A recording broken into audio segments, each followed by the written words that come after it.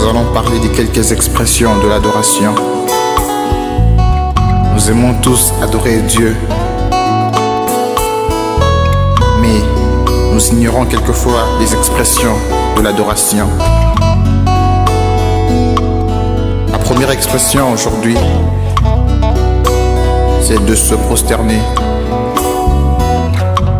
La Bible dit dans Psaume 95, verset 6, « Venez et prosternons-nous et humilions-nous ». Ça veut dire que lorsque nous nous approchons de Dieu, nous devons fléchir nos genoux, nous devons nous allonger, nous devons nous courber, nous prosterner, parce que le roi est là, parce que nous sommes dans sa présence. La deuxième expression pour moi, c'est de frapper des mains. Nous aimons tous frapper les mains au stade lorsque notre club marque, lorsque le pays marque un but. Et nous oublions que nous devons le faire le plus souvent dans la présence de Dieu. Lorsqu'on se met à adorer le Seigneur, frappons les mains. Je le lis dans Psaume 47, verset 11. La Bible dit, « Vous tous, peuple, battez des mains. » La troisième expression pour moi, c'est de danser. Nous aimons tous danser. Et même dans le monde, lorsque nous étions encore païens, on a dansé. Et même dans mon pays, l'ex-Zaïre, les papas et les mamans ont dansé pour un ancien président. Mais nous oublions que cette expression est une expression de l'adoration. Je le lis dans Psaume 149, verset 3. Qui les loue par des danses. La quatrième expression pour moi, c'est de s'agenouiller. Venez et fléchissons les genoux devant l'Éternel, notre Créateur. Psaume 95, verset 6. N'oublions pas de fléchir les genoux. C'est la meilleure position. Lorsque tu es abattu, fléchis tes genoux. Le Seigneur portera un regard favorable sur toi.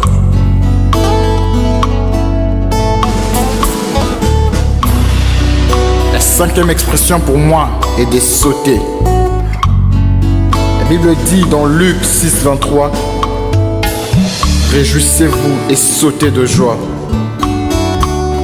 Ne sautons pas seulement lorsque Barcelone marque. Ne sautons pas seulement lorsque Real marque. Mais devant la présence de Dieu, on a honte du voisin. Tu verras un jeune à l'église en train de frimer. Lorsqu'on demande de sauter pour Dieu, il a des lacunes, il n'arrive pas à se lever et sauter. La sixième expression pour aujourd'hui, c'est de lever les mains. La Bible dit dans Psaume 134, verset 2, « Levez les mains vers les lieux saints pour louer l'Éternel. » Prenons cette habitude de lever les mains vers les lieux très saints.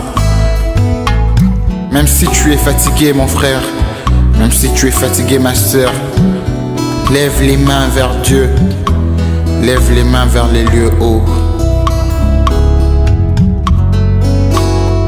La septième expression, c'est de jouer des instruments. Certes, il y a des personnes qui sont douées, talentueux pour jouer des instruments. Pour eux, ils doivent louer l'Éternel. Psaume 150, versets 3 à 5 nous le dit. Louez-les au son de la trompette. Louez-les avec le luth et la harpe. Louez-les avec le tambourin et avec des danses. Louez-les avec les instruments à cordes et les chalumeaux. Louez-les avec les cymbales sonores. Louez-les avec les cymbales retentissantes.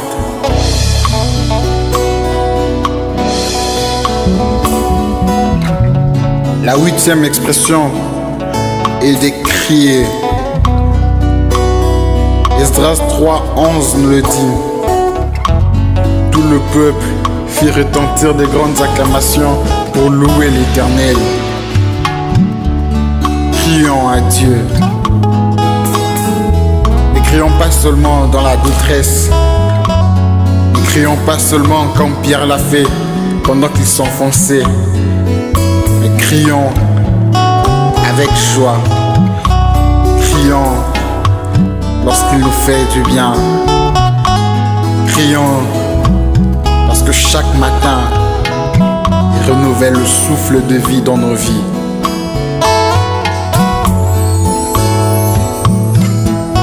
La 9e expression est de chanter.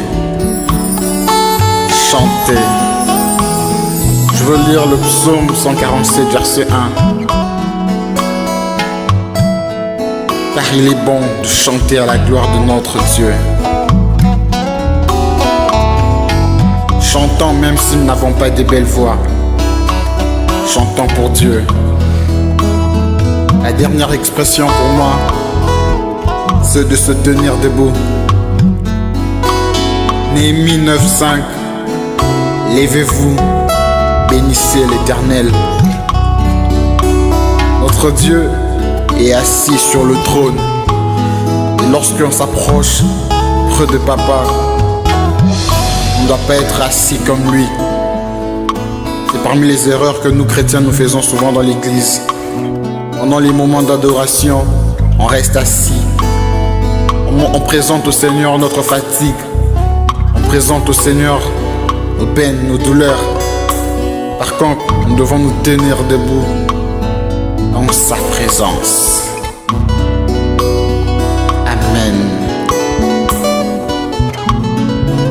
Si j'ai pu parler des expressions de l'adoration, c'est parce que nous ignorons l'adoration elle-même en soi. Et ce que Dieu a mis en nous, ce que Dieu a mis dans ma pensée, c'était de rétablir l'adoration.